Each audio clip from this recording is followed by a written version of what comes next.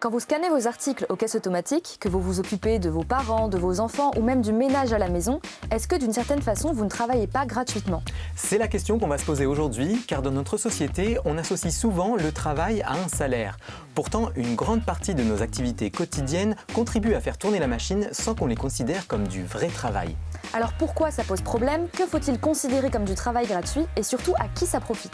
On s'intéressera aussi aux plateformes numériques de services à domicile pour comprendre comment elles transforment les conditions de travail des plus précaires. En clair, on va explorer cette zone grise entre travail, engagement, exploitation pour comprendre où se situe la frontière et on risque de bousculer quelques idées reçues sur le travail au passage. C'est parti.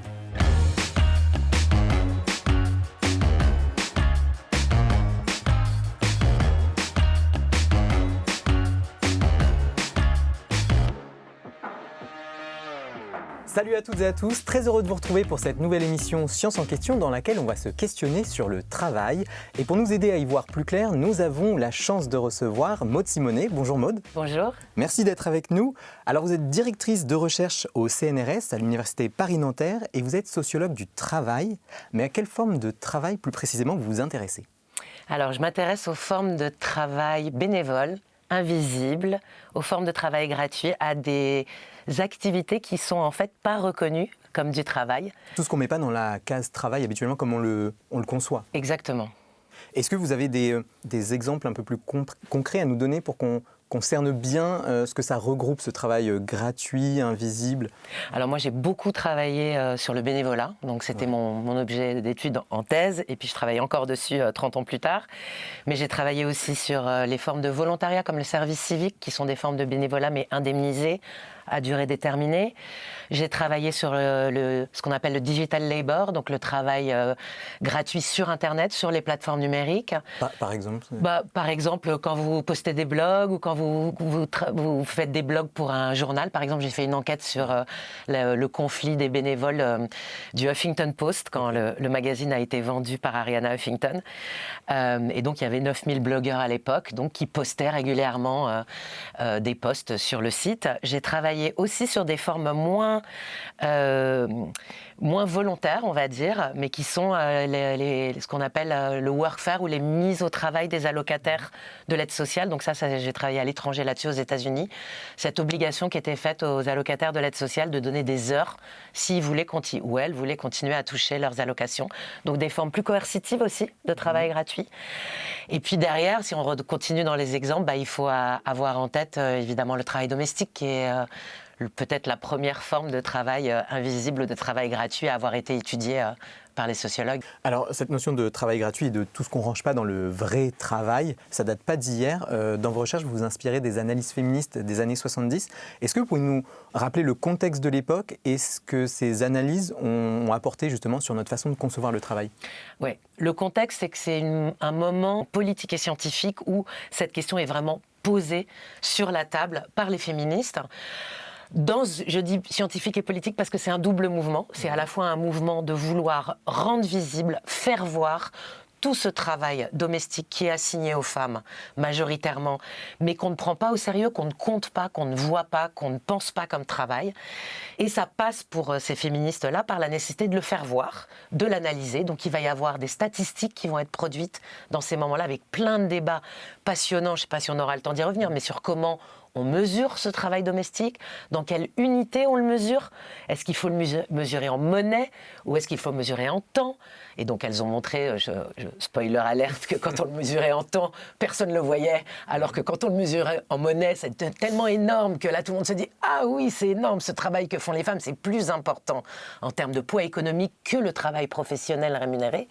Donc voilà, donc il y a tout ce moment-là, et c'est pas juste des analyses statistiques, c'est évidemment des analyses sociologiques, économiques, politiques, pour poser plein de questions autour de ce travail domestique comme travail gratuit. Donc quelle est sa valeur ? Qui s'approprie la valeur de ce travail gratuit ? S'il est gratuit, il est gratuit, mais il y a quelqu'un qui derrière s'approprie la valeur. Et puis il va y avoir des interrogations aussi sur est-ce qu'il vaut la même chose pour tout le monde ? pour toutes les femmes. Et finalement, est-ce que les femmes sont toutes égales face à ce travail domestique ? Donc il y a plein de questions, c'est une ébullition. Et juste pour bien préciser les choses, quand vous parlez de travail domestique, qu'est-ce qui était, quelle forme de travail précisément était dénoncée ? On parle de élever ses enfants, des tâches ménagères, des choses comme ça. On parle de tout ça à la fois, et d'ailleurs il y a plusieurs approches à ce moment-là sur ce que c'est que le travail domestique. Donc, par exemple, pour une partie des féministes des années 70 que j'ai beaucoup travaillé, qui est tout le courant des féministes italiennes, marxistes, autour de Silvia Federici, Leopoldina Fortunati, etc., elles pensent le travail domestique comme un travail reproductif, c'est-à-dire le travail domestique produit et reproduit la force de travail dont le capitalisme a absolument besoin pour faire fonctionner ses usines. Donc là, l'idée, c'est quoi ? Elles vont le dire elles-mêmes.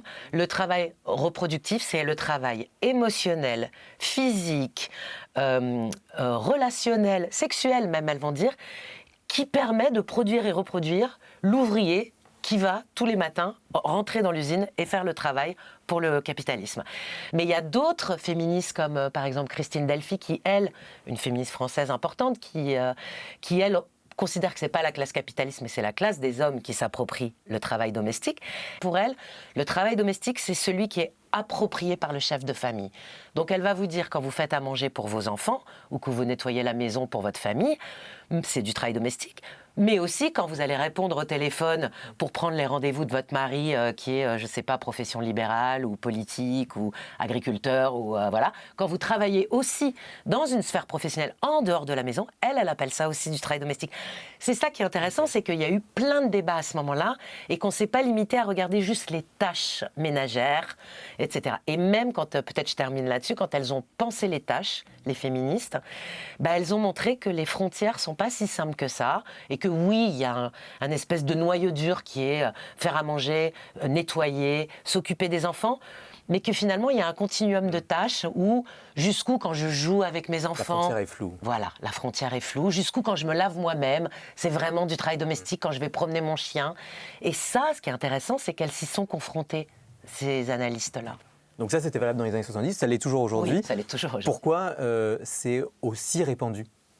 Pourquoi alors, ce travail domestique, il vient aussi, en quelque sorte, prouver qu'on est une vraie femme, une bonne épouse, une bonne mère. Donc, il vient prouver notre valeur en tant que femme, en tant que mère, en tant qu'épouse.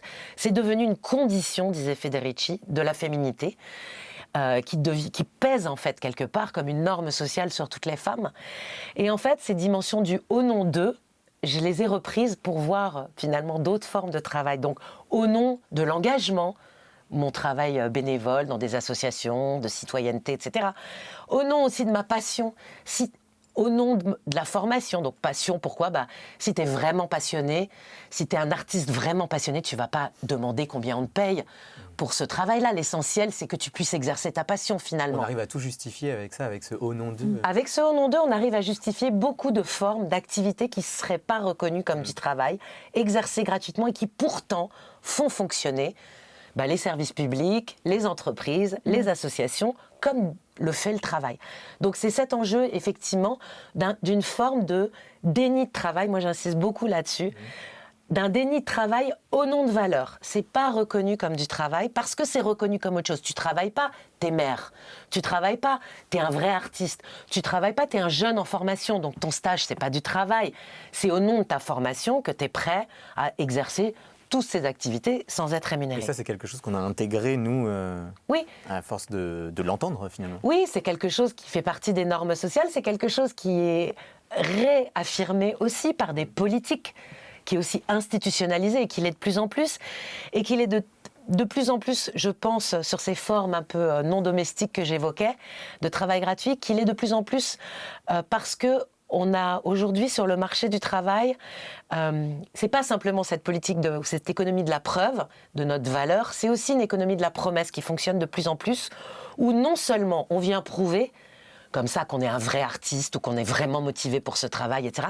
Mais il y a une espèce de promesse latente qui est présente, qui nous dit, si tu fais ce travail gratuit aujourd'hui, alors demain, tu pourras décrocher le boulot de tes rêves. On va y revenir, oui. On en reparlera justement. Donc, avant d'aller plus loin de notre côté, on a voulu tester les connaissances du public sur le thème d'une forme de travail gratuit, le bénévolat. On a posé la question suivante à nos abonnés sur Instagram. Selon vous, combien de Français et de Françaises environ se déclarent bénévoles? On leur a proposé 4 réponses possibles. A, 900 000, B, 2 millions, C, 13 millions ou bien D, 25 millions. On va regarder ce que les gens ont répondu en majorité. Donc, on voit qu'à 56%, ils ont répondu 2 millions. Maud, est-ce que c'est la bonne réponse? Non. Quelle est la bonne réponse? La bonne réponse, c'est 13. Okay. Mais les gens n'ont pas complètement tort non plus, parce que cette bonne réponse du 13, d'ailleurs, elle est aussi, suivant les études, entre 11 et 15, donc c'est pas facile de mesurer. Et ce 13, en fait, il renvoie aux gens qui répondent « j'ai fait du bénévolat pendant… » Souvent, quand on pose la question, c'est au cours de l'année ou les 6 derniers mois ou des choses comme ça. Par contre, si on veut mesurer les gens qui en ont fait dans la semaine passée et donc qui en font de manière relativement régulière, on est plus proche de 5 ou 6 millions. Dans les enquêtes, ils soulignent souvent que parfois les gens ont tendance à exagérer un tout petit peu parce que comme justement c'est valorisé, on peut pousser un tout petit peu plus la réponse en disant « Oh si, j'ai dû en faire cette année ».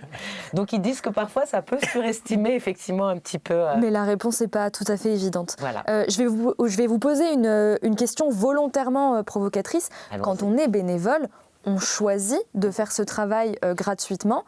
Et donc j'ai envie de dire, où est le problème? Est-ce que c'est une forme d'exploitation ou est-ce que ça peut l'être? Alors, c'est une énorme question, donc je ne vais pas pouvoir y répondre en quelques mots. En quelques mots, voilà. Mais d'abord, je pense que moi, je suis sociologue et j'ai toujours tendance à questionner un peu le choix. On choisit, oui, mais qu'est-ce que c'est que ce choix quand on vous fait comprendre, par exemple, que si vous avez fait ce bénévolat-là, que vous le mettez sur votre CV, ça sera un plus pour telle ou telle trajectoire professionnelle. Donc, on n'est pas tous égaux par rapport au choix, par rapport à cette question-là. Donc, peut-être c'est un premier. Et deuxièmement, ce que les féministes nous ont dit, effectivement, elles nous ont dit, oui, personne force. Et encore. J'ai du mal avec cette question du choix en tant que tel, parce que le choix, il est toujours sous contrainte et il est toujours sous conditions matérielles d'existence, etc., rapports sociaux. Mais on pourrait dire personne n'a forcé éventuellement une femme à avoir ses enfants, à les élever, etc., oui. Mais toutes ces dimensions-là d'assignation, elles posent question, en fait, que tout le monde, effectivement, ne fait pas le même travail gratuit et que, du coup, il y a toute une partie du travail gratuit qui va peser dans notre société sur certaines plutôt que sur d'autres, et que ce travail-là, il y a premièrement un enjeu de non-rémunération, je crois qu'il ne faut pas… Voilà. Et puis derrière, il y a un enjeu aussi qui est qu'au-delà de la question de la rémunération, si je puis dire, il y a cet enjeu de l'appropriation du travail. Quand les féministes ont parlé du travail gratuit, souvent j'insiste là-dessus, ce n'est pas un concept faible, ce n'est pas juste… Travail gratuit, c'est un travail, moins de l'argent, moins une rémunération, c'est une soustraction. Non, c'est Delphi qui dit ça, le travail gratuit n'est pas une soustraction. Le travail gratuit, c'est une exploitation, c'est une appropriation. C'est une opération non pas mathématique, mais politique, où on vient invisibiliser un travail pour ne pas avoir à le rémunérer et pour pouvoir l'assigner de manière naturelle aux uns et aux autres. Et du coup, c'est un enjeu d'appropriation. Donc la question, c'est pas simplement pourquoi les gens le font, mais la question, c'est comment ça se fait que certains peuvent se l'approprier si facilement. C'est ça l'enjeu. Pour illustrer ce travail gratuit dont on parle depuis le début, on va s'intéresser à un cas très concret, celui des bénévoles des Jeux Olympiques et Paralympiques de Paris 2024. Vous avez mené une enquête passionnante sur le sujet, on voit ça tout de suite. Alors un peu de contexte pour commencer. Donc on est le mercredi 22 mars 2023 et le comité d'organisation des Jeux Olympiques et Paralympiques de Paris 2024 ouvre le portail de candidature au programme de volontariat. L'objectif est simple, recruter 45 000 bénévoles ou volontaires. Pour ça, rien de plus simple, il suffit de remplir 3 conditions, avoir au moins 18 ans, parler français ou anglais et être disponible 10 jours pendant les Jeux. Alors Maud, je me tourne vers vous pour savoir quelles étaient finalement les missions proposées à ces volontaires. Alors, il y avait beaucoup de missions, puisque dans la charte du volontariat, à toute la fin, en fait, c'est la liste détaillée des différentes missions. Il y en a plus de 70, 75, je crois. Mais elles sont organisées autour de 3 types, donc des missions en direction des acteurs des Jeux, les athlètes, le public, la famille des athlètes, etc. Des missions en direction de la performance sportive, donc par exemple le chronométrage et ramasser les balles, enfin tout ce qui a à voir en fait avec l'activité sportive en tant que telle. Et puis des missions autour de l'organisation des Jeux. Par exemple, des gens qui étaient placés... Oui, mais par exemple, les accréditations, distribuer les accréditations, les plastifier. Moi, je me souviens d'une volontaire qui me disait, ma sœur, elle est placée aux accréditations, elle plastifie des accréditations pendant toute la période des Jeux. Donc voilà, il y avait aussi ce type de mission. Alors, au début, vous n'aviez pas du tout prévu de vous lancer dans une enquête sur le bénévolat aux Jeux olympiques et paralympiques de Paris 2024. D'abord parce que vous n'êtes pas sociologue du sport, première chose, et parce que les Jeux, ça vous intéressait peut-être pas plus que ça aussi. Mais en tout cas, ce recrutement massif et bénévole, ça a provoqué un mouvement de contestation de la part d'un collectif écologiste et syndical appelé Saccage 2024. Et c'est ça qui a attiré votre attention ? Oui, c'est ça qui m'a intéressée, parce que ça, pour moi, c'était du jamais vu. Cette proposition qu'ils ont faite, donc, de lancer une campagne des involontaires avec cette idée de se proposer d'infiltrer le processus de recrutement aux Jeux Olympiques, comme volontaire ou bénévole, hein, c'est équivalent, et de pouvoir, depuis l'intérieur, une fois qu'on est recruté, dénoncer les saccages, donc c'est leur nom, un Saccage 2024, les saccages opérés par les Jeux Olympiques et Paralympiques au niveau environnemental, économique, social, sécuritaire, etc. Donc c'est vraiment une proposition d'entrisme ou d'infiltration que moi j'avais jamais vu passer et qui en fait à mon avis n'a jamais existé en tant que telle. Donc je les contacte et je leur dis voilà, je suis sociologue du travail, bénévole, gratuit, j'aimerais bien rentrer en contact avec vous, comprendre cette mobilisation. C'est ça, quel était l'objectif là, en voulant justement suivre cette contestation ? En fait, l'objectif c'était de suivre cette contestation parce que très vite j'avais compris qu'il n'y avait pas simplement un discours d'utilisation du bénévolat pour aller le contester à l'intérieur, donc cette histoire d'infiltration. Il y avait aussi une contestation du bénévolat aux Jeux Olympiques, du statut du bénévolat aux Jeux Olympiques qui était porté par ce collectif qui disait infiltrons leur campagne de travail dissimulé. Donc, il y avait tout de suite une référence à cette question travail dissimulé. Donc, il y a une manière juridique de poser la question des frontières du travail, c'est-à-dire de dire si c'est du travail dissimulé, ça veut dire qu'on n'est pas dans le droit du travail et que ça devrait être requalifié en contrat de travail. Ça m'a attiré vraiment parce que c'est des questions sur lesquelles j'avais travaillé pendant des années. Alors, pour documenter cette mobilisation, vous avez utilisé une méthode très courante en sciences humaines et sociales, hein, c'est la conduite d'entretien. Alors, c'est pas une simple discussion, ça va un peu plus loin que ça. Est-ce que vous pouvez nous en dire un peu plus sur cette méthode ? Alors, il y a évidemment les entretiens, je vais en dire 2 mots, mais il y a aussi le fait de participer, d'être ce qu'on appelle soit de l'observation participante ou de la participation observante, ça dépend jusqu'où on s'engage un petit peu dans les moments. Mais ça veut dire que, par exemple, dès qu'il y avait une mobilisation qui était organisée par Saccage 2024 ou par les inspecteurs du travail, quand il y avait des réunions qui étaient proposées, quand il y avait des réunions publiques, quand il y avait, j'essayais d'être là pour écouter aussi qu'est-ce qui était dit, quel était le discours, quel était l'argumentaire qui était tenu, qui prenait la parole, avec qui, etc. Et comme moi, je suis sociologue, je suis sollicitée sur ces questions-là aussi. Et donc, je participe, mais aussi en tant qu'actrice aussi, en mettant aussi au service des discussions, des débats, des enquêtes que j'ai pu faire, des analyses que j'ai pu faire. Donc, à mi-chemin aussi avec une forme de participation. Voilà, ça va durer presque 1 an, où je vais suivre tout ce que font ces actrices. Et il y a un premier moment, où là, je me dis, oui, là, je rentre vraiment dans l'enquête, c'est quand ce collectif va me proposer de faire des entretiens, de participer à des entretiens qu'ils et elles font avec certains de ces involontaires. Donc, une dizaine de ces involontaires qui sont rentrés, qui ont été recrutés et qui rentrent. Et donc, le collectif Saccage veut faire des vignettes, des présentations, des portraits de ces involontaires et me propose, est-ce que tu veux faire partie de ces entretiens ? Donc, c'est eux qui guident l'entretien. Mais j'ai le droit de rajouter des questions, de poser des questions en plus. Et je me rends compte à quel point, effectivement, c'est très, très organisé, ce bénévolat aux Jeux Olympiques. Et du coup, il y a là ma curiosité à moi aussi, qui est de me dire, mince, est-ce que je ne fais que documenter la contestation ? Ou est-ce que ce ne serait pas intéressant aussi d'aller entendre des gens qui sont pris à l'intérieur des Jeux Olympiques pour écouter véritablement comment est organisé ce travail volontaire au JO. Et qui ne sont pas forcément du coup des involontaires. Exactement. Est-ce que vous pourriez nous dire quel était le profil de ces gens que vous avez rencontrés et quelle était leur mission ? Alors, il se trouve que donc moi, par la manière dont je vais lancer l'enquête et par le peu de temps que j'ai et le petit échantillon, c'est vraiment un échantillon très particulier. Ce qui est intéressant, c'est que cet échantillon particulier, c'est celui qui est surreprésenté dans ceux qui ont été recrutés aux Jeux Olympiques. C'est-à-dire que dans ces 45 000 volontaires-là, pour le coup, il y a des statistiques qui ont été faites sur qui sont les volontaires des JO.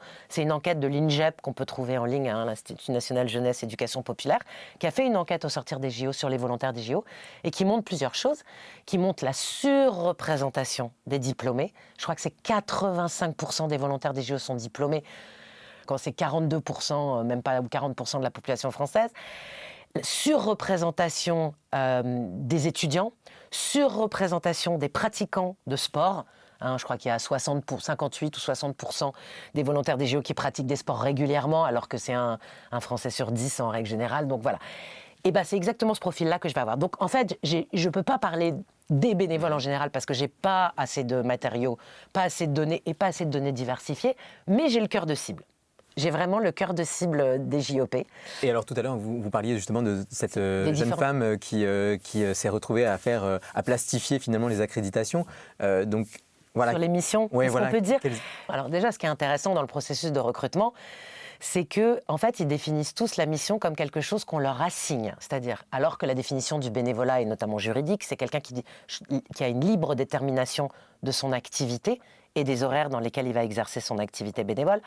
Là, on est vraiment... On ne coche pas les cases. On ne coche pas les cases parce que, certes, ils remplissent dans le processus de sélection des choix, des critères, mais à la fin, on leur propose une mission. Et ils disent tous, moi c'était impressionnant dans les entretiens, ils disent tous, on nous a dit qu'il ne faut pas refuser la mission parce que sinon on risque d'être sorti du programme.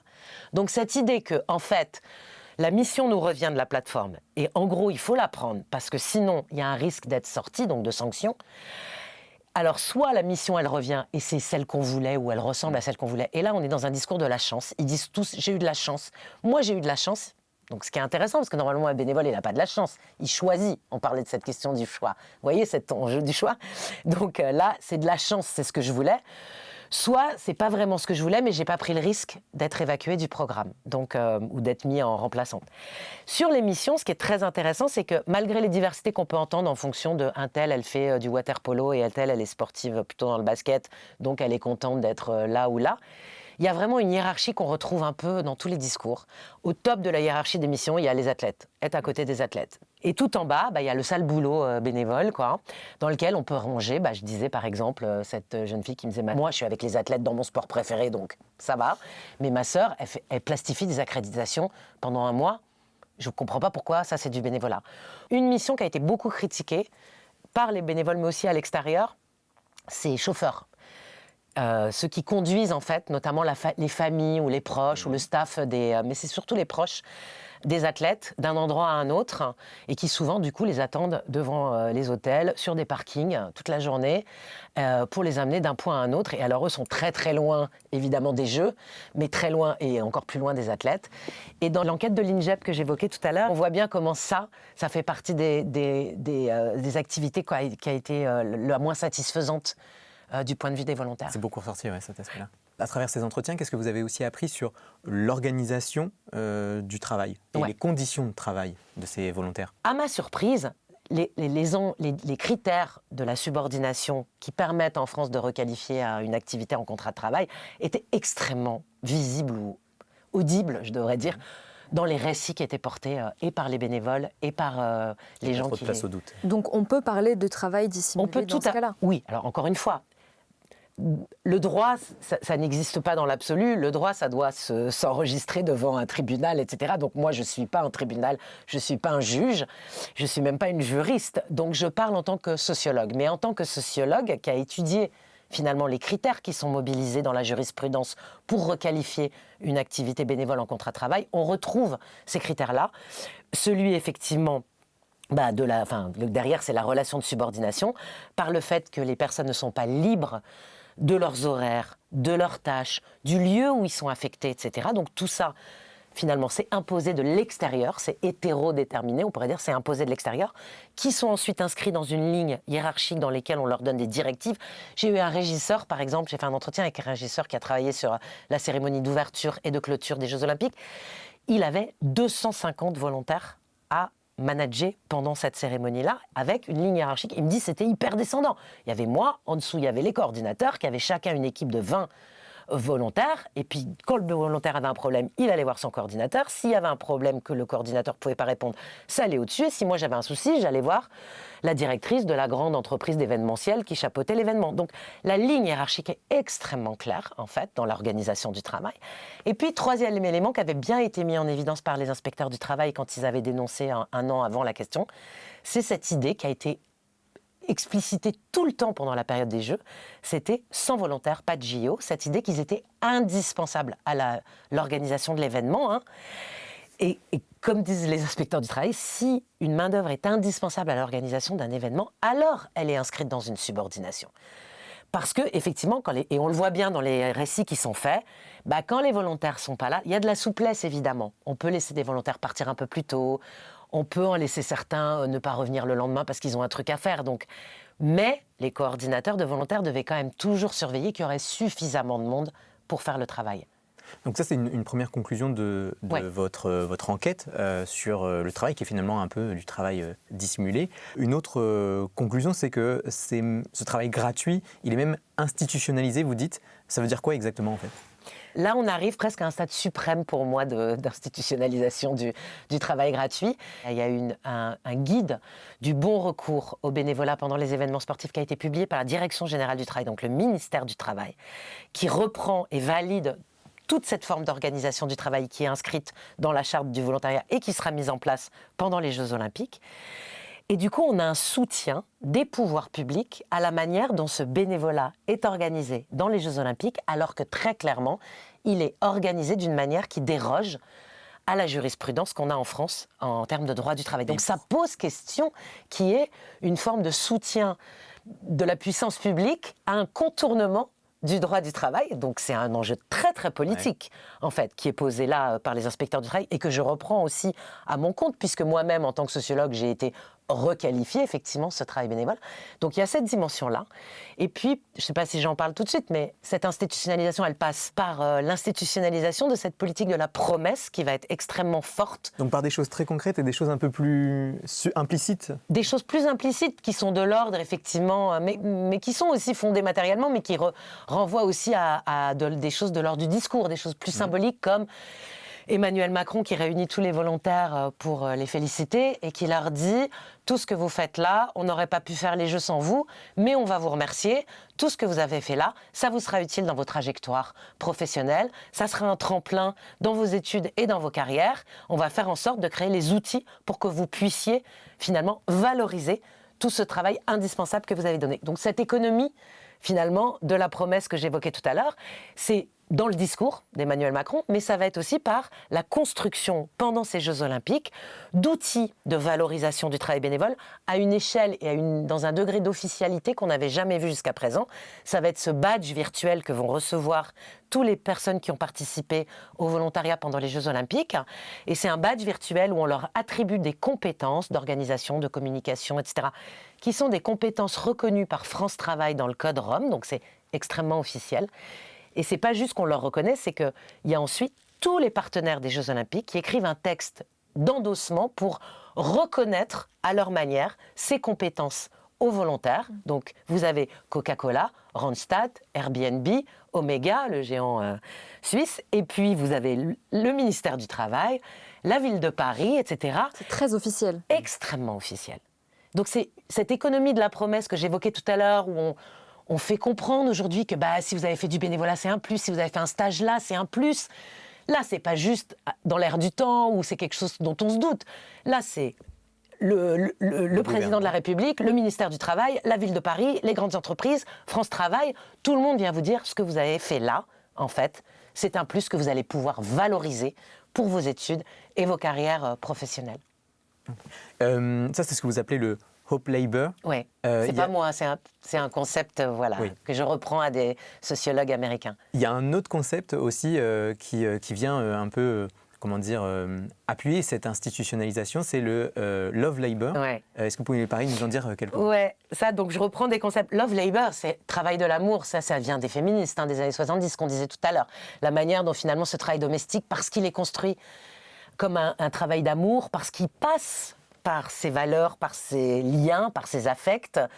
Il y a une des féministes de l'époque qui disait « Nous, les femmes, le capital nous fait travailler gratuitement par l'intermédiaire de ceux qu'on aime. » Donc cette idée que l'amour est au cœur de la production de ce travail et de son appropriation aussi.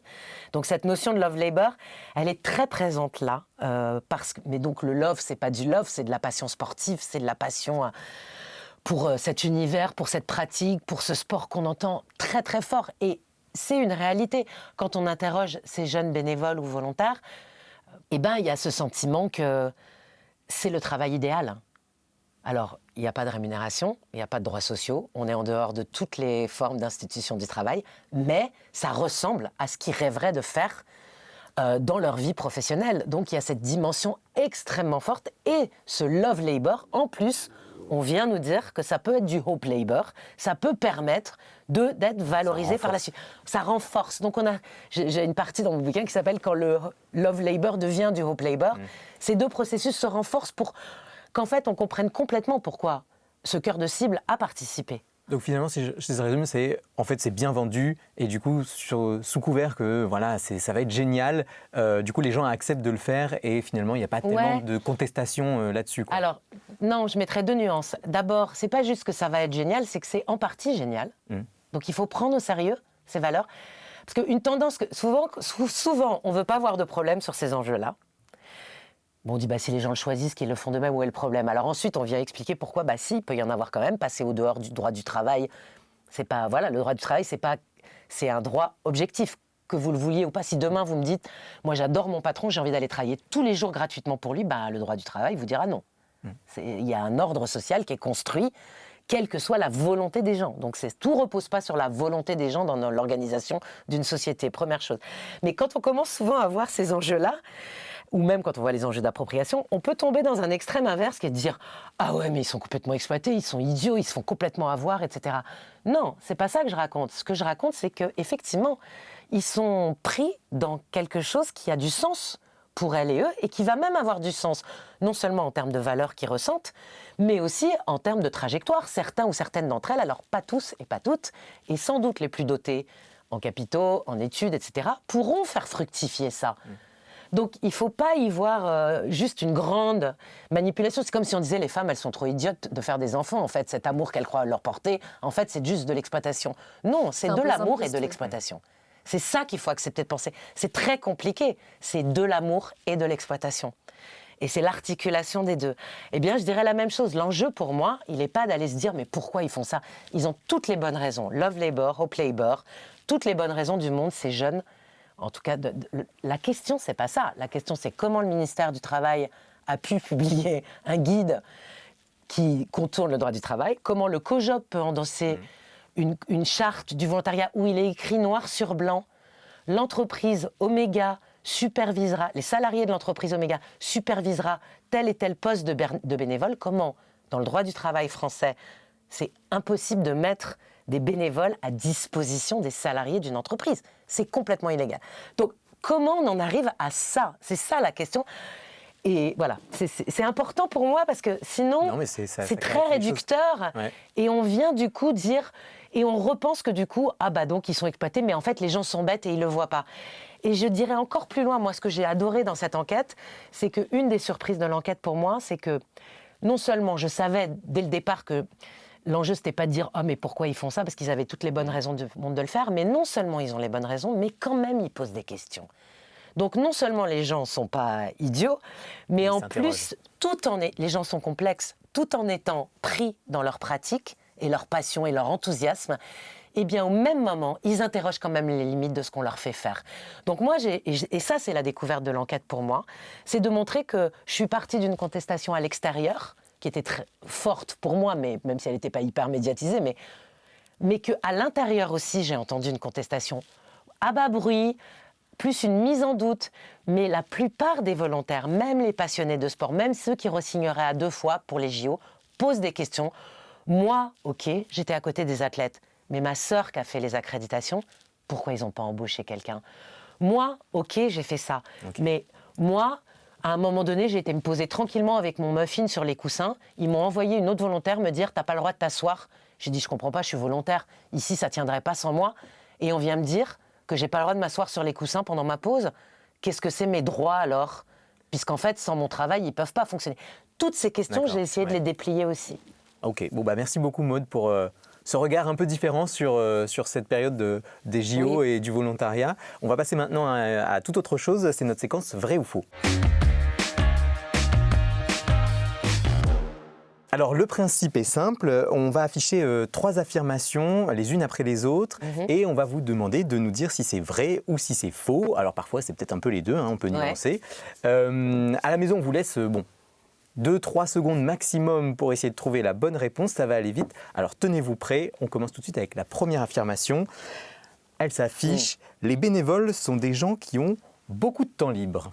Non, on croit souvent ça, mais en fait, les études sur la pratique bénévole, elles montrent souvent un profil un peu type. C'est-à-dire que le bénévolat, il augmente avec la pratique bénévole augmente avec l'intégration sociale. Et donc, quand vous êtes en famille, avec des enfants, avec un boulot, etc., vous avez plus de chances d'être bénévole. Donc, on pense souvent. On pense souvent que c'est les retraités. On pense souvent que c'est les retraités. Alors non, ils ne sont pas statistiquement plus bénévoles que les autres. Par contre, quand ils sont bénévoles, ils donnent plus de temps à leur pratique bénévole dans la semaine, par exemple, que les actifs ou les plus jeunes. Voilà, mais c'est hormis le sport qui est très à part, où c'est un profil particulièrement masculin, ce sont les femmes qui sont le plus bénévoles et les femmes. C'est pas celles qui ont le plus de temps quand on prend en compte toutes les formes de travail dans lesquelles elles sont prises, justement. Donc voilà. Et bien justement, c'est le thème de la deuxième affirmation qui va s'afficher à l'écran. Il y a autant de femmes que d'hommes dans le bénévolat. Est-ce que c'est vrai ou est-ce que c'est faux? Alors c'est vrai si on regarde au niveau global, c'est-à-dire en gros, je crois que c'est 51 pour les femmes, 51% de femmes qui sont bénévoles et 49% d'hommes, ou quelque chose comme ça. Mais en fait, ce discours à un niveau très global ne dit pas grand-chose parce qu'en fait, il faut revenir au niveau des secteurs et des types d'activités et de la place aussi dans le monde du bénévolat. Et là, on retrouve des éléments très lourds en fait du monde du travail rémunéré, où on retrouve en fait, donc comme je le disais par exemple, secteur bénévolat sportif, majoritairement une pratique masculine, bénévolat de social, santé, éducation, etc. Là, on va retrouver beaucoup plus majoritairement des femmes dans ces associations-là. Mais on les retrouve sur le terrain, mais quand on grimpe dans les instances de pouvoir, dans les associations, parce qu'il y a 2 types de bénévolat. Il y a les bénévoles qui prennent en charge des activités, mais il y a les bénévoles qui font fonctionner le monde associatif, dans le bureau, etc. Et ces bénévoles-là, employeurs, ou les bénévoles qui peuvent être dans le bureau en tout cas, là, on retrouve une surreprésentation des hommes, des cadres ou des classes moyennes, sous-représentation des ouvriers, des employés. Et même dans les associations, c'est intéressant, même dans les associations plutôt féminines, dans les secteurs plutôt féminins, on retrouvera quand même plus d'hommes à l'intérieur des instances de direction. Donc on est loin d'être dans un espace égalitaire, si c'est ça qu'on entend derrière autant d'hommes que de femmes. Alors, troisième et dernière affirmation, l'exploitation au travail passe forcément par la souffrance. Non, pardon, j'ai pas laissé les gens. Ah oui, vous allez super vite là. Mais normalement, si on a écécouté ce qu'on disait tout à l'heure, c'est la suite. C'est assez évident. C'est non, il y a plein d'autres sorts que la souffrance, effectivement, et du coup, ça, d'ailleurs, les gens qui ont travaillé sur les formes de travail gratuit sur Internet, etc., ont beaucoup mis ça en avant en montrant comment on était parfois dans des formes de bonheur, de joie. Je suis en train de mettre toutes mes photos, tous mes trucs, etc. Pendant ce temps-là, c'est Facebook qui engrange ou d'autres GAFA qui engrangent énormément de profits. Mais moi, je suis très joyeux et très heureux d'être là. Et voilà, je pense qu'il y a plein de ressorts différents dans l'exploitation et que c'est une erreur qui retombe dans cette dichotomie-là que j'évoquais tout à l'heure, qui ont été vraiment, peut-être je dois lui rendre hommage quand même, bien pointées, à mon avis, par les analyses féministes, mais aussi par une sociologue de l'économie qui s'appelle Viviana Zelizer, qui a passé son temps à dire « Attention, n'opposez pas l'intimité, les valeurs, les affects à l'économie ». C'est une vision extrêmement réductrice, en fait. Et c'est quand on articule les deux qu'on peut vraiment voir la manière dont fonctionne toute une partie, en tout cas, de notre économie aujourd'hui. Merci beaucoup Maude pour toutes ces explications passionnantes. Dans cette deuxième partie d'émission, on va s'intéresser à une autre forme du travail invisible, celui réalisé pour le compte des plateformes numériques de services à domicile. Oui, vous savez, ces applications qui vous promettent de vous simplifier la vie en quelques clics pour faire du repassage, garder les enfants ou faire le ménage par exemple. Mais derrière cette promesse se cache peut-être une nouvelle forme d'ubérisation du travail. Alors qui sont ces travailleuses, souvent des femmes, qui font tourner ces plateformes dans l'ombre et surtout dans quelles conditions travaillent-elles ? Pour en parler, on accueille une nouvelle invitée qui s'est immergée dans cet univers. Elle est chercheuse à l'université Paris-Nanterre, comme vous, Maude Simonet. On découvre ça tout de suite dans l'esprit d'équipe.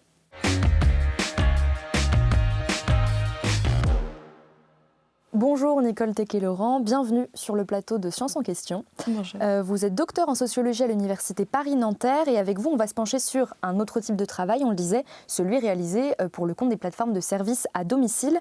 Vous qui nous regardez, vous avez peut-être déjà entendu parler de Wikasa, Shiva, Youpis, des entreprises qui proposent de mettre en relation les particuliers avec des professionnels pour réaliser tout un tas de tâches domestiques comme la garde d'enfants, le ménage, le repassage, mais aussi des prestations cosmétiques comme la coiffure ou la manucure. Mais alors dans ce cas-là, on n'est pas du tout dans le travail gratuit comme on a pu l'évoquer en première partie d'émission, puisque sur les plateformes, ces travailleurs et travailleuses sont rémunérés. Et d'ailleurs, c'est ce que mettent en avant les plateformes, le fait qu'il faille valoriser ce travail-là, qu'ils ne doivent pas être réalisés gratuitement par les femmes à domicile. Évidemment, Nicole, si on vous a invité sur le plateau, c'est que c'est un peu plus compliqué que ça en réalité. Alors quel est le problème ici ? Est-ce qu'un travail, même rémunéré, peut être une forme d'exploitation par exemple ? Alors oui, déjà sur la question des plateformes numériques de services à domicile, peut-être pour revenir un peu à sa définition, on parle ici de plateformes qui font intervenir des personnes qui sont soit sous le régime de la micro-entreprise, soit sans aucun statut de travail du tout. Donc c'est par exemple pas le cas de Shiva qui salarie ses employés, mais qui vont vraiment s'appuyer sur un management algorithmique pour venir contrôler le travail d'une certaine manière et de façon plus ou moins forte en fonction de certains modèles qui vont être plutôt des places de marché, donc qui vont simplement aider à la mise en relation pour des prestations de services, et puis d'autres plateformes qui vont vraiment intervenir dans la relation de travail et qui du coup vont aussi poser quelques questions. Alors on parlait tout à l'heure de travail dissimulé.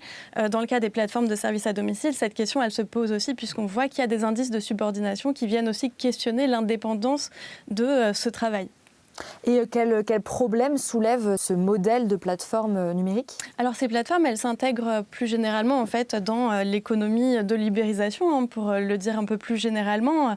C'est-à-dire que c'est des modèles qui viennent aussi s'appuyer en fait en quelque sorte sur le salariat dans le sens où elles vont contourner le droit du travail pour plusieurs d'entre elles, pour permettre à des personnes, par exemple, qui sont exclues du marché de l'emploi stable, qui ne trouvent pas en fait leur compte sur d'autres modalités de travail et d'emploi et qui vont se retrouver sur ces plateformes quelque part, faute d'alternatives pour beaucoup d'entre elles, ce qui n'est pas toujours le cas. Il y a des personnes qui se connectent plus ponctuellement, mais pour celles qui vont vraiment être dépendantes économiquement de ces plateformes, ça nous renvoie à des débats sur l'ubérisation de façon plus générale de travailleurs dits indépendants, mais économiquement dépendants. Donc c'est ça l'ubérisation, c'est le côté précaire de ce travail-là ? Il y a une logique de précarité qui se joue effectivement dans le sens où on est sur soit du travail indépendant, soit sur des personnes qui travaillent sans contrat de travail, on va dire. C'est des prestations de services, donc ça les place hors du droit du travail. Donc il y a une logique de précarisation de ce point de vue-là. Et puis même de façon générale, en fait, ces modèles de plateforme conduisent aussi à des formes de vulnérabilité.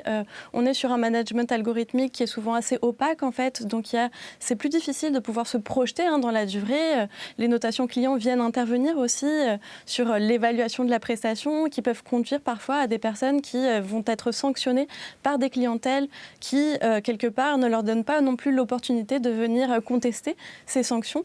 Donc il y a toute cette vulnérabilité qui vient accompagner la précarité de ces formes de travail-là. Oui. Et ce terme d'ubérisation, on l'a beaucoup entendu ces dernières années dans les médias. On l'associe souvent au VTC et à la livraison de repas. D'après vous, comment ça se fait qu'on ne pense pas tout de suite, immédiatement, à ces services de ménage à domicile, par exemple, ou de garde d'enfants, de repassage, etc. Alors oui, c'est ce que j'essaye de démontrer dans ma thèse. L'idée, c'est de dire qu'en fait, il y a toute une face cachée de l'ubérisation qui est constituée cette fois-ci de travailleuses, donc une majorité de femmes qui interviennent dans l'espace privé pour réaliser des prestations de services à domicile. Moi, je me suis intéressée plus spécifiquement aux ménages. Et en fait, elles sont beaucoup moins visibles que les travailleurs des plateformes, ces hommes qui interviennent sur des plateformes de mobilité, alors que ce soit des livreurs pour des plateformes comme Deliveroo ou bien des chauffeurs de VTC comme dans le cas d'Uber, qui sont en fait une majorité d'hommes qui interviennent dans l'espace public. Donc il y a une forme de visibilisation. Ça reste particulièrement précaire comme travail, mais malgré tout, c'est toujours plus visible que le travail invisible opéré sur ces plateformes de services à domicile. Donc ça rentre dans la définition du travail invisible ? Alors, moi, je considère que c'est effectivement une forme d'invisibilité, mais qui est propre aussi au travail domestique de façon générale. En fait, quand on intervient derrière les portes closes de domicile privé, c'est aussi un travail qui se trouve de façon générale hors contexte plateforme. À l'écart aussi de formes de régulation du travail. Par exemple, l'inspection du travail n'intervient pas dans des domiciles privés. Donc il y a cette forme aussi d'invisibilisation de ce point de vue-là. D'ailleurs, dans le cas des aides ménagères à domicile qui travaillent pour ces plateformes, même au sein des domiciles, la discrétion, le fait de ne pas être vu, qu'on ne remarque pas la prestation, est quelque chose qui peut être mis en avant. C'est même une attente de la part qu'on attend ça de ces travailleuses-là. Nicole, dans le cadre de votre thèse, vous avez choisi d'étudier plus spécifiquement le travail de ces personnes, les aides ménagères sur les plateformes, en particulier sur 3 plateformes de services à domicile. Quel était votre objectif ? Qu'est-ce que vous cherchiez à savoir ? Alors moi, ce que j'ai essayé d'interroger dans cette thèse, c'était à la fois quelles sont les transformations qui sont opérées par ces plateformes pour le travail domestique, et puis en même temps, l'objectif, c'était aussi de désandrocentrer l'analyse du travail de plateforme, c'est-à-dire de le sortir de ce regard qui était jusqu'à présent très centré sur des travailleurs masculins, des hommes, livreurs ou chauffeurs VTC, pour essayer d'interroger en fait qu'est-ce qu'on peut analyser du point de vue de ces plateformes qui sont à majorité à prédominance féminine. On le disait juste avant, le monde du service à domicile, donc c'est un monde qui est très privé, très fermé. C'est le principe, ça se passe chez les gens. Et alors, comment vous avez procédé donc, pour accéder à ce milieu-là ? Quels outils vous avez utilisés pour pouvoir avoir des informations sur un milieu aussi secret ? Alors, j'ai fait une méthodologie assez mixte, on va dire. J'ai réalisé 76 entretiens, donc à la fois avec des travailleuses de plateforme, mais aussi avec la clientèle, pour savoir aussi qui sont ces usagers et usagères de ce point de vue-là, avec des fondateurs de plateformes, des salariés aussi, quelques acteurs sociaux. Et puis, j'ai aussi réalisé, on parlait de l'observation participante tout à l'heure, donc j'ai fait une observation participante en m'inscrivant comme aide ménagère d'une de ces plateformes et pour réaliser des prestations moi-même et voir de l'intérieur aussi comment ça fonctionnait. Et puis, j'ai aussi réalisé des observations en tant que cliente, donc cette fois en faisant appel à des prestations de ménage donc à couvert, c'est-à-dire que je ne disais pas à la personne qui intervenait chez moi que j'étais sociologue et que j'enquêtais, mais plutôt pour faire une observation, on va dire, assez générale, voir aussi qui étaient ces prestataires de ces plateformes, donc du point de vue de la clientèle. Je pense qu'il est pertinent de rappeler que les méthodes de recherche, donc d'enquête en sciences humaines et sociales, et les méthodes journalistiques, c'est pas la même chose. Est-ce qu'on pourrait s'attarder un petit peu plus sur en quoi consiste un entretien ? Qu'est-ce qui diffère d'une simple interview comme ce qu'on est en train de faire actuellement ? Et puis pareil pour l'observation participante, comment ça se passe ? Qu'est-ce que ça vous apporte comme information ? Comment vous travaillez concrètement ? Oui. Alors sur les entretiens, c'est des entretiens qui se font quand même sur des durées plus ou moins longues, et puis aussi en fonction des disponibilités des personnes. Moi, mes entretiens ont duré entre 20 minutes et 6 heures, je crois, pour la plus longue d'entre elles. Mais c'était vraiment très long. Généralement, c'est autour d'1 heure. Et puis, on s'attarde quand même beaucoup sur à la fois les trajectoires des personnes. Moi, j'étais aussi très intéressée sur leur logique d'engagement. Qu'est-ce qui les amène à choisir une plateforme plutôt qu'une entreprise comme Shiva, par exemple, ou plutôt du gré à gré, donc de l'emploi direct, que ce soit pour la clientèle ou que ce soit pour les travailleuses. On s'intéresse aussi à leur trajectoire professionnelle, personnelle, passée, savoir qu'est-ce qui les a conduites en fait à arriver à ce moment-là sur ces plateformes. Ce qui m'a permis par exemple de pouvoir mieux analyser leur trajectoire sociale, en fait, voir par exemple que typiquement sur les plus actifs de ces plateformes, on est sur des profils plutôt de l'ordre de mères isolées, en fait, qui ont connu des expériences passées dans des conditions de salariat plutôt dégradées, dans des agences de service à la personne, où en fait elles n'y trouvaient pas leur compte. Et donc, quelque part, le fait d'avoir ces expériences passées, ça me permet aussi de mieux comprendre pourquoi aujourd'hui, quand elles arrivent sur ces plateformes, elles valorisent énormément, en fait, cette possibilité, la flexibilité flexibilité qui est promise par les plateformes, notamment le fait de pouvoir choisir ses horaires, le fait de pouvoir choisir aussi ses clients, ses distances entre 2 prestations, etc.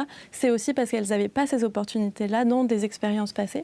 Donc les entretiens, c'est beaucoup autour de ça. En fait, on creuse davantage, on prend aussi, par exemple, j'ai une de mes prestataires que j'ai recontactée 1 an après pour savoir où elle en était. Est-ce qu'elle avait aussi changé un peu de perception en fait de ces modalités-là. Et puis après, il y a tout le travail d'analyse. Donc on s'appuie beaucoup sur ce qui a déjà été écrit sur ces questions-là, sur les sociologues qui ont déjà travaillé sur ces questions et voir un peu ce que ça nous apporte. Est-ce qu'on s'inscrit plutôt dans la continuité ou plutôt ou est-ce qu'on observe quelque chose d'assez différent? Moi, je me suis beaucoup intéressée aux travaux justement sur les plateformes de mobilité, donc les livreurs et les chauffeurs, et je trouvais beaucoup de similitudes, mais en même temps aussi beaucoup de choses qui émergeaient de mon terrain, qui, je trouvais aussi, permettaient aussi d'enrichir l'analyse pour ces plateformes de mobilité.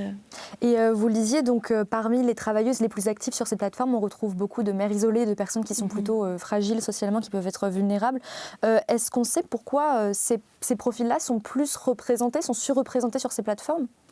Alors, en tout cas, de ce que les résultats de mon enquête montre, c'est ce que je disais tout à l'heure, c'est le fait que pour beaucoup, en fait, il y a cette aspiration à davantage d'autonomie, de flexibilité, une plus grande liberté. Hein, et puis c'est vanté comme tel, en fait, par les plateformes. Hein. Quand elles promeuvent leurs services, elles le promeuvent comme un moyen de pouvoir mieux choisir leur emploi du temps, de pouvoir être véritablement libre, notamment vis-à-vis de leur vie de famille. Ça, c'est quelque chose, la question de la maternité est très centrale dans les logiques promotionnelles de ces plateformes. C'est de dire, en fait, si vous voulez vous arrêter à 16h30 pour aller chercher vos enfants, vous pouvez choisir vos horaires en fonction. Et ça, c'est quelque chose que, quelque part, d'autres modalités d'emploi n'ont pas forcément bien intégré, en fait. Et pour des personnes qui sont mères isolées, qui n'ont pas forcément de relais familiaux ou amicaux pour les aider avec leurs problématiques de garde d'enfants, quelque part, les plateformes, elles viennent pointer un problème réel qu'elles proposent de répondre. Alors, on verra aussi que les réponses ne sont pas forcément idéales non plus, mais elles viennent pointer quand même un problème qui est réel, qui est celui de l'articulation des temps sociaux pour des personnes qui ne disposent que de très peu de relais, en fait, vis-à-vis de leurs enfants et familiaux.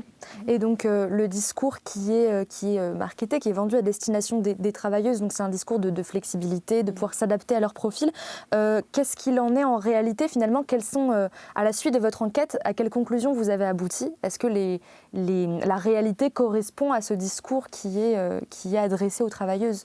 Alors moi, de ce que j'ai pu voir, notamment avec, je disais, cette prestataire que j'ai recontactée 1 an après, donc c'était une mère isolée qui avait une fille de 15 ans, qui, au moment du premier entretien, elle venait de s'inscrire sur une plateforme en disant bah voilà, moi j'ai un contrat salarié en CDI à temps partiel.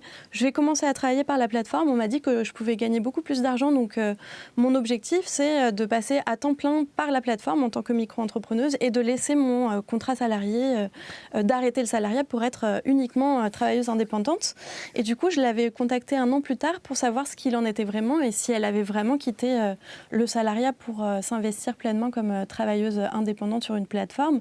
Et en fait, elle m'a expliqué que les logiques, en fait, tous ces espoirs même de flexibilité, d'indépendance, d'autonomie, étaient quelque part déçus par le fait qu'en réalité, elle avait eu des problèmes avec sa fille qui avait été malade, qui avait impliqué qu'elle doive annuler des prestations au dernier moment. Sauf que quand on annule des prestations au dernier moment, ça impacte la notation client. Et à partir du moment où la notation client est impactée, les chances d'obtenir de nouvelles missions derrière sont aussi impactées. Donc c'est des formes de sanctions qui s'opèrent pour des publics qui par ailleurs ont des problématiques de garde d'enfants qui sont particulièrement importantes. Donc elle s'est rendue compte qu'en réalité elle n'était pas du tout libre de vraiment travailler comme elle le souhaitait. La plateforme lui avait dit par ailleurs qu'elle n'avait pas le droit d'arrêter les missions récurrentes sur lesquelles elle était engagée toutes les semaines, qu'elle devait continuer. Et donc elle a vraiment eu ce discours de dire je pensais que j'étais libre et en fait, ce n'était pas du tout le cas. Donc finalement, je suis retournée dans le salariat. Ça, c'est un exemple, mais il y en a aussi plusieurs, même parmi celles qui sont très positives vis-à-vis de leur activité, qui valorisent notamment cette flexibilité, mais qui sont très conscientes de la précarité dans laquelle ça les place. J'en ai une, par exemple, qui me disait qu'elle avait des problèmes à la hanche et qu'elle allait travailler avec sa béquille pour réaliser des prestations de ménage. Et elle se retrouvait finalement dans cette situation de devoir négocier avec ses clients, de pouvoir travailler parce que derrière, sinon, elle ne pouvait pas manger en fait. Donc on a beaucoup de promesses d'un côté, mais derrière, on a quand même une certaine précarité, une flexibilité qui n'est pas toujours au rendez-vous. Au final, qu'est-ce que ça dit de ce modèle de plateforme de services numériques? Qu'est-ce que ça dit sur le travail qu'on peut y faire? Est-ce qu'on peut parler d'exploitation dans certains cas? Oui, moi je parle effectivement d'exploitation pour parler du travail de plateforme, notamment pour ces aides ménagères des plateformes. En réalité, les conditions de travail sont particulièrement précaires. Beaucoup n'ont pas conscience par ailleurs de la nécessité de s'assurer en parallèle. Beaucoup viennent du salariat et donc n'ont pas forcément conscience des enjeux en fait, de la micro-entreprise, des moins de logiques. protection. Exactement.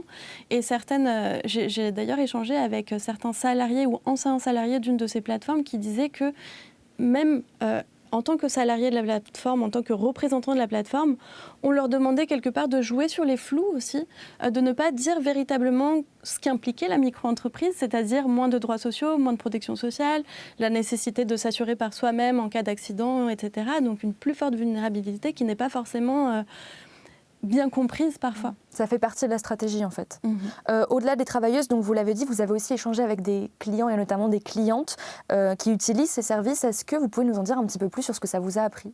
Oui, alors les plateformes de services à domicile, elles ont tout un discours à l'attention de leur cœur de cible qui se trouve être plutôt des femmes trentenaires ou jeunes cadres issus de grandes villes, généralement aussi... Alors dans les entretiens, ça revient beaucoup, la question du couple hétérosexuel et du partage des tâches domestiques, qui est un vrai questionnement en fait par ces clientes que j'ai interrogées.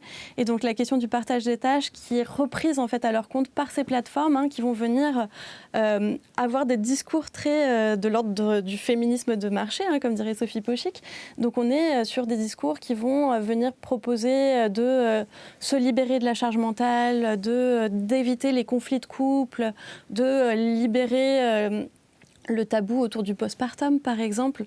Donc, beaucoup d'arguments autour du féminisme et aussi beaucoup d'arguments autour de la maternité. Donc, toutes ces femmes qui, par exemple, racontaient en entretien qu'à l'arrivée du premier enfant, leur charge de travail domestique explose.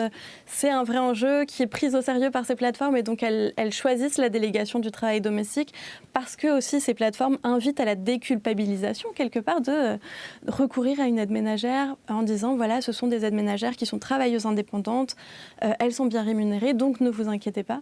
Et puis il y a d'autres pratiques de ces plateformes de la part de clientèle qui sont plutôt différentes. Ça va être par exemple des personnes qui vont recourir à des prestations de ménage en amont d'une sous-location Airbnb par exemple, où là on retrouve plutôt une clientèle masculine, ce qui est aussi confirmé par les prestataires avec lesquels j'ai échangé. Et puis il y a autre chose qui est ce que j'appelle le recours à une aide ménagère en remplacement de la femme de ménage habituelle. Donc c'est cette idée de dire ma femme de ménage, elle est malade ou elle est partie en vacances, je vais passer par une plateforme et en 2 clics, je peux faire appel à quelqu'un pour la remplacer le temps d'une semaine ou 2 semaines. Maintenant qu'on comprend un peu mieux le problème, on peut évoquer peut-être les solutions, les pistes. Dans le cas des chauffeurs de VTC et des livreurs de repas, il y a eu des mobilisations pour dénoncer cette ubérisation, cette précarisation des travailleurs. Ça a un peu fait bouger les choses. En 2021, une autorité a été créée pour faciliter le dialogue social entre les travailleurs et les plateformes, avec un résultat plutôt mitigé. Il y a aussi une proposition de loi en 2024 pour que les travailleurs soient présumés salariés plutôt que travailleurs indépendants et donc bénéficier de plus de protection. Dans le cas des aides ménagères et plus généralement des travailleuses des plateformes de services à domicile, on en est où? Est-ce qu'il y a eu des mobilisations similaires? Alors, il commence à y avoir quelques cas, par exemple un recours au prud'homme qui concerne la plateforme Click & Care qui va avoir lieu en avril prochain. Mais globalement, on n'est vraiment pas sur les mêmes contextes. On parlait d'invisibilité tout à l'heure. Ce n'est pas juste l'invisibilité du travail, c'est quelque part aussi une forme d'invisibilité de ces plateformes-là de services à domicile, puisque quelque part, quand il y a des régulations, quand il y a un intérêt quelque part institutionnel, politique ou médiatique, l'attention, elle va rester focalisée sur les plateformes de mobilité. Et typiquement, ces régulations-là, l'instance de dialogue social qui s'appelle l'ARP, elle concerne exclusivement les livreurs et les chauffeurs. Donc, quelque part, cette invisibilité, ça permet aussi aux plateformes de services à domicile de se développer à l'abri de ces régulations, tout en incarnant, elles ont vraiment tout ce discours aussi de dire, nous, on est une forme de ubérisation de la vertu, on est des plateformes plus vertueuses, on vient répondre à des problèmes que les femmes rencontrent dans leur quotidien. Donc en plus de ça, on incarne quelque chose de plus vertueux. Donc on a encore du travail pour que ce travail justement soit reconnu et suffisamment valorisé.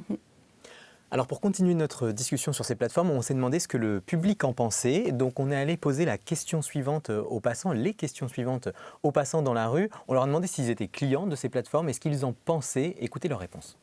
Jamais. Je préfère faire mes courses moi-même. J'aime bien choisir ce que je prends. Ouais, non, sinon, moi, plus pour mes grands-parents. Ma grand-mère, elle perd un peu la boule, pour être grossier. Et du coup, mon grand-père, qui a jamais trop rien fait, du coup, il apprécie beaucoup la chose, et nous aussi, du coup, parce que ça nous rassure. Pas pour moi, personnellement, pour ma mère. Des services là, de ménage et d'accompagnement pour des courses, épiceries, centres d'achat, etc. On a besoin de ces services-là pour nous aider, accompagner aussi nos personnes vieillissantes. Mes filles le font des fois, oui. Ouais. Mais moi, non. Enfin, c'est une génération, ça dépend, c'est générationnel, ça. Si ça crée de l'emploi, tant mieux. Le fait de se faire livrer tout, je trouve que c'est de l'ubérisation aussi du contact humain et ça manque en fait. Moi j'aime bien aller chez ma coiffeuse. Pas directement, mais mon fils, un de mes fils, oui. Ouais. Quel type de... Il a un handicap, okay. Donc il a besoin de quelqu'un une fois par semaine. Alors quand il compte pas sur le moment, moi ça me soulage qu'il y ait quelqu'un d'autre aussi. Même toi qui es senior, tu t'en sors pas. Non, tu pourrais. non. Tu peux faire des choses, elle préfère que de se faire livrer, quoi. Ah oui, moi je préfère. Ah oui, faut bouger. Maude, Nicole, une réaction à chaud à ce que vous venez d'entendre ? Il y a plein de choses et c'est très intéressant. Moi, je trouve que ce qui est intéressant, là, ça me faisait penser ce qu'il disait sur le fait qu'on en a besoin. C'est vrai, quelque part, on a besoin en fait de ce travail qui est indispensable. Ça me fait penser en fait au président des Restos du Cœur qui était intervenu sur France Inter il y a quelques années concernant les livreurs, où il disait, moi, ce qui m'a vraiment marqué, c'est de voir ces livreurs de repas venir se présenter au Restos du Cœur. Ils viennent livrer des repas, mais en fait, ils n'ont pas assez pour se fournir des repas eux-mêmes, en fait, pour s'alimenter eux-mêmes.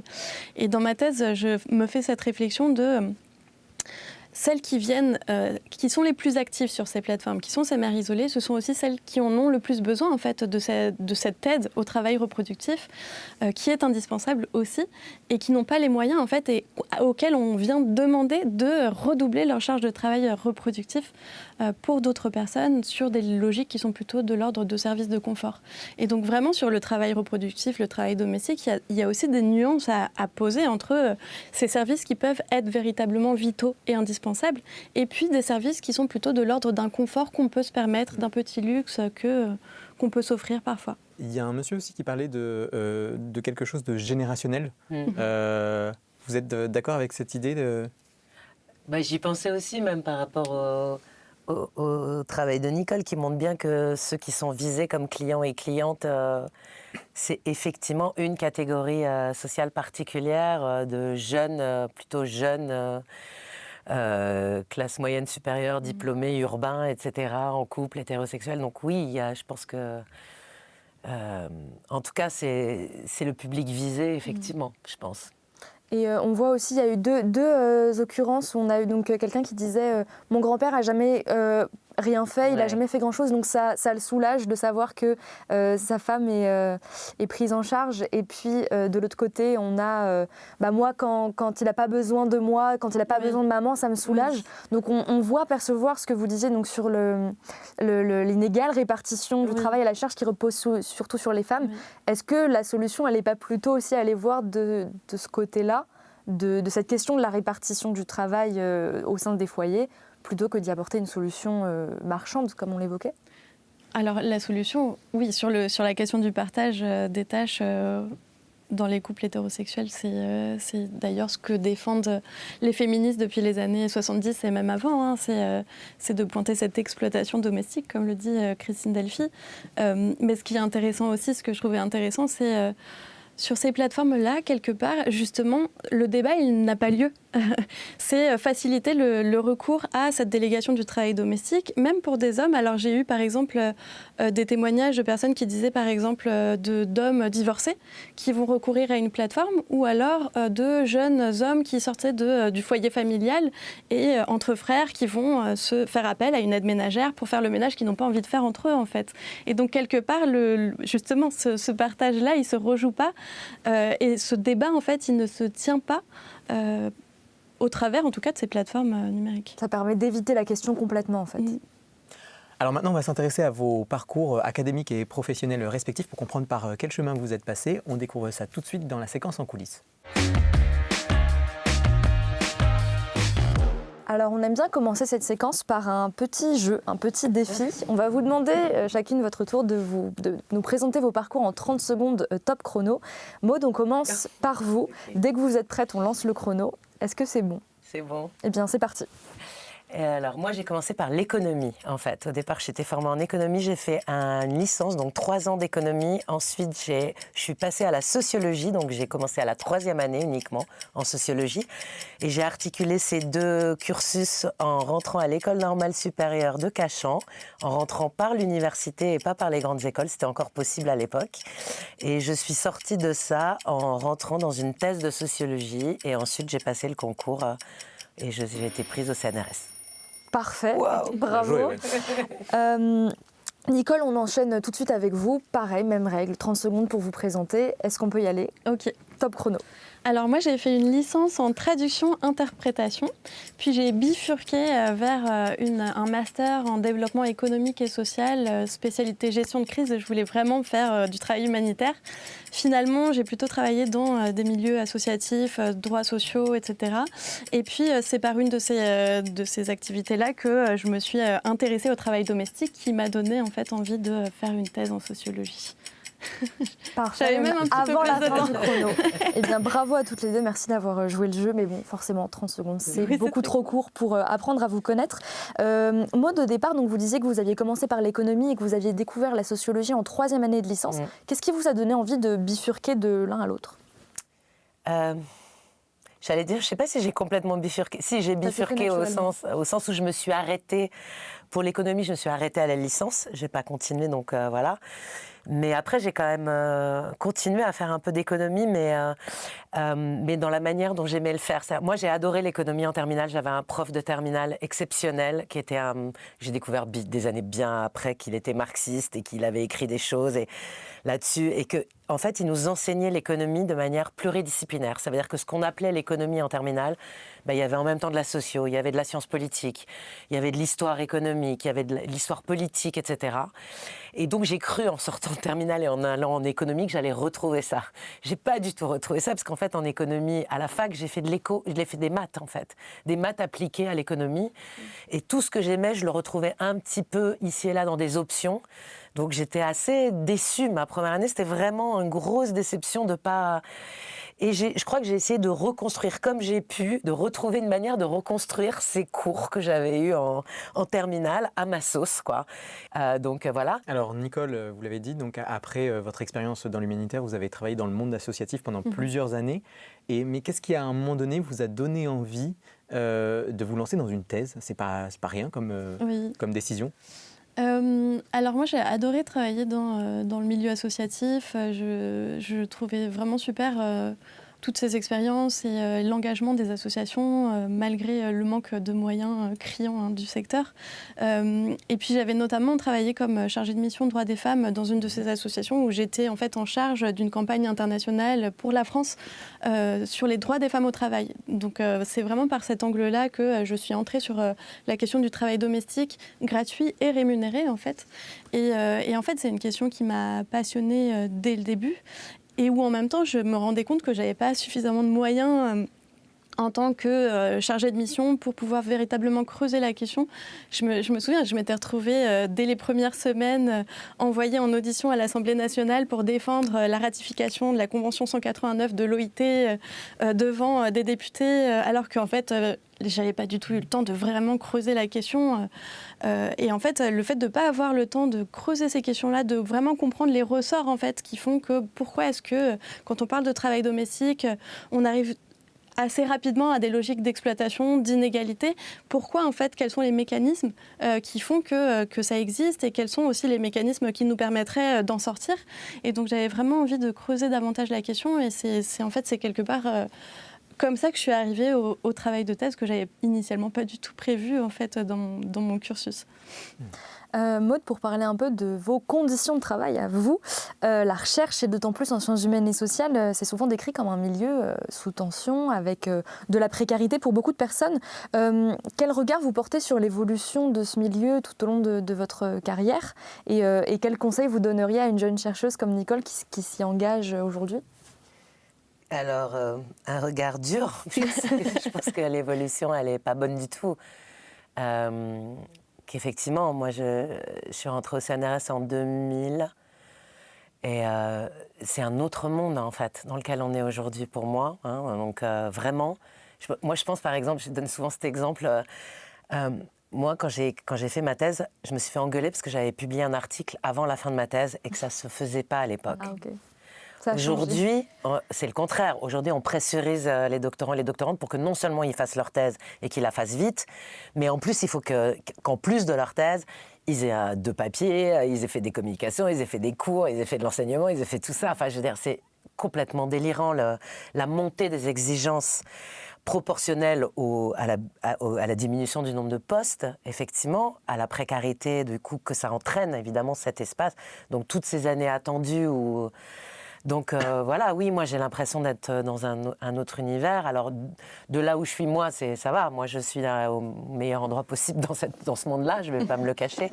Donc, mais ça pose, même pour nous, ça pose des questions aussi de comment je fais bien mon travail sans reproduire ou participer. Voilà, mais bon, on fait comme on peut, quoi. Mais voilà, mais ça reste... un monde du travail, voilà, c'est ça que j'ai envie de dire aussi, c'est un monde du travail qui a des très belles choses à offrir et très belles choses à construire et qui est très important dans la société dans laquelle on est aujourd'hui. Si on détruit ce regard sociologique, je pense que... Donc c'est hyper important qu'on lutte pour avoir aussi une liberté d'expression, des moyens pour faire nos recherches et que les conditions de travail soient les plus... correcte possible, mais c'est pas ça l'esprit de toutes les lois qu'on a reçues dans le monde de la recherche ces dernières années. Donc, je suis pas très optimiste. J'essaye d'être combative, peut-être, pour tenir ces 2 discours en même temps. Alors justement, Nicole, maintenant que vous avez soutenu votre thèse, à quelle suite vous rêvez pour votre parcours ? Moi, du coup, je vais essayer d'avoir un poste de titulaire.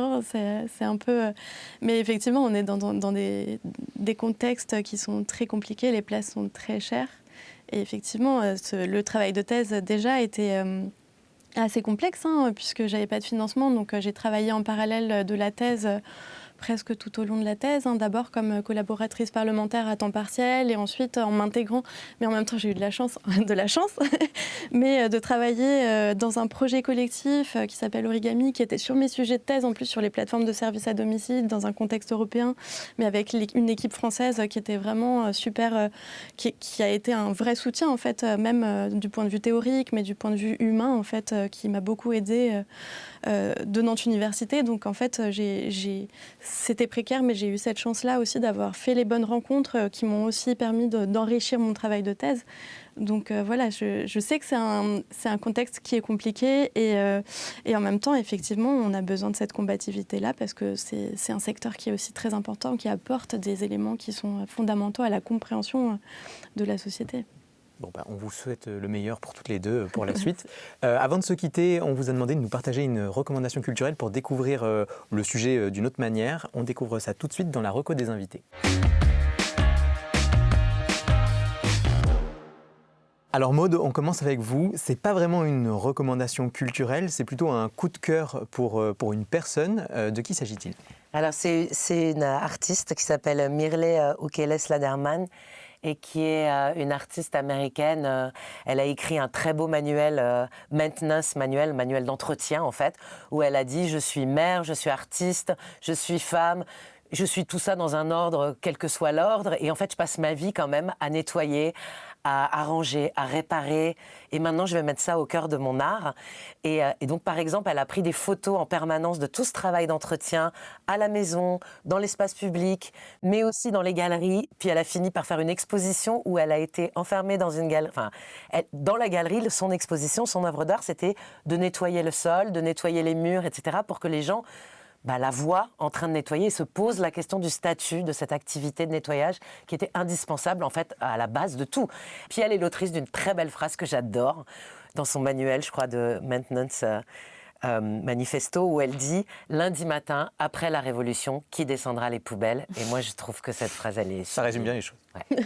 Merci beaucoup. Et pour vous, Nicole, quelle est la recommandation ou les recommandations Alors oui, moi j'avais pensé, ce qui résonnait beaucoup en fait avec les entretiens de mes clientes de plateformes rencontrées, au livre Libéré de Titu Lecoq, qui dit « Le combat féministe se gagnera devant le panier de linge sale ». Et donc ça fait aussi écho quelque part au slogan des féministes des années 70 qui disait en fait « Le combat féministe, il se fera depuis nos cuisines et nos chambres à coucher ».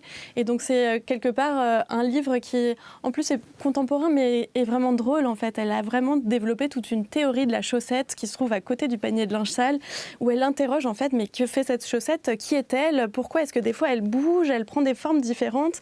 Et puis surtout, en fait, elle vient du coup évidemment interroger cette question du partage des tâches domestiques au sein du couple hétérosexuel. Et elle a une phrase aussi très, très poignante dans son livre où elle dit en fait... soit cette chaussette est là parce qu'il a cru que ce serait à moi de la ramasser, soit il s'en fiche et il l'a laissée là parce qu'il pensait qu'il vivait tout seul. Et dans tous les cas, c'est dégueulasse. Et quelque part, ça résume assez bien, je trouve, ces enjeux de partage des tâches domestiques au sein du couple hétérosexuel. Eh bien, merci beaucoup pour ces recommandations. On arrive à la fin de cette émission. Merci d'être venu sur le plateau de Science en Question. Merci à vous d'avoir suivi cette émission. On se retrouve bientôt pour un nouveau numéro de Science en Question tout aussi passionnant. Ciao les sorciers.